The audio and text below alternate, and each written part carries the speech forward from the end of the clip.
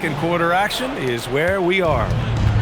And let's take a moment here to get your take, guys, on the scoring so far for Philadelphia.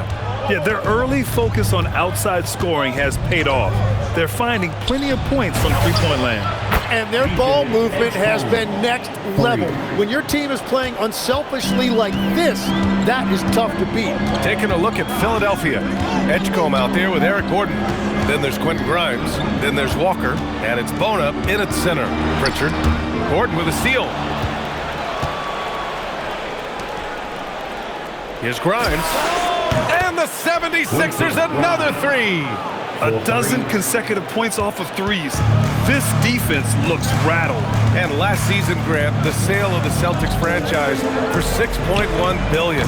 It seemed like a lot at the time. Well, yeah, that was until the Lakers sale hit 11 digits last summer, BA. But in both cases, basketball decision-making doesn't change right away. In the case of the Celtics, the governorship doesn't transfer until 2028. Let's check in with our reporter, Allie LaForce. Hey, Brian. The Sixers are trying to pull it all together. Joel Embiid said, we still can compete for a championship, but this is going to take time. We have a lot of talent, but we still have to go out and actually do it.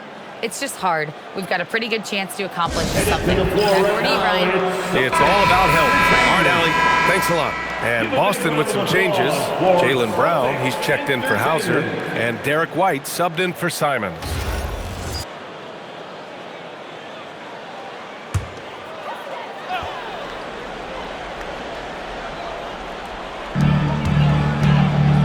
Pritchard finds Brown.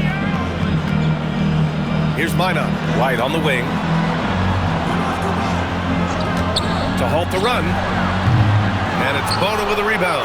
And the defense got away with one there. I mean, that's a shot he typically makes. All right, time for an injury report. Hi, guys. The head athletic trainer for the Celtics let me know the status. It's his shoulder that's the source of discomfort right now. Diagnosis at this point is that it's just a sprain.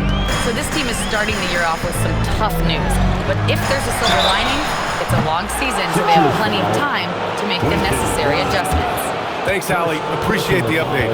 And I'm sure the training staff is doing everything they can to ensure he's back out there as quickly as possible. Grant, the thing about Jaylen Brown, he doesn't need a lot of space to get his shot off. You know, BA, he has a quick release and rises high on his jumper. Has a great up fake and can stop on a dime. Usually all the space he needs to find his shot. And Legs, is someone who has seen some of the great perimeter defenders over the years. Who's the best you've ever seen?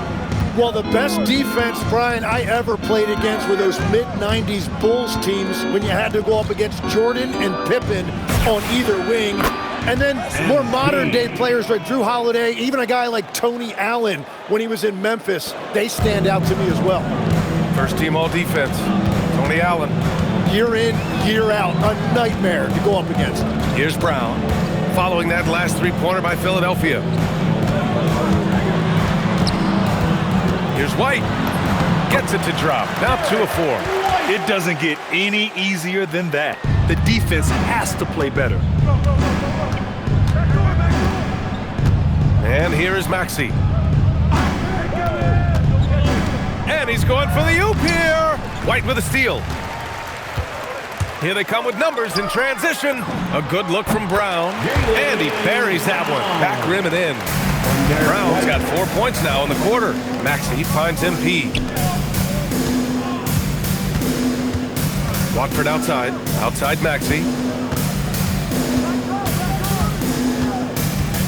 And there's 1:45 left in the first half.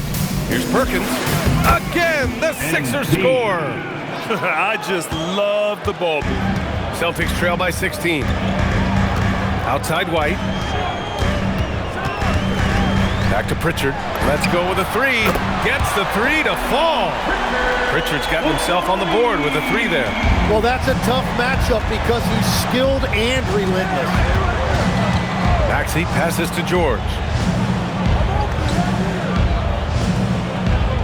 1:07 left in the second. Lets the three fly. Nails it from three. And the 76ers lead by 16. And you see Paul George right there not backing down at all, coming right back with a three of his own. Brown scanning the floor. Just 5 to shoot. Pass to Pritchard from the arc. And it's Philadelphia with the rebound. And at home for the next game, it'll be Charlotte pulling in to face them. That'll be the first of 2 games on their home court. And Maxey, here we go. And the jam by Drummond. I love that decision from Maxey, playing very selflessly out there. There's 25 seconds left in the second period. Here's Brown.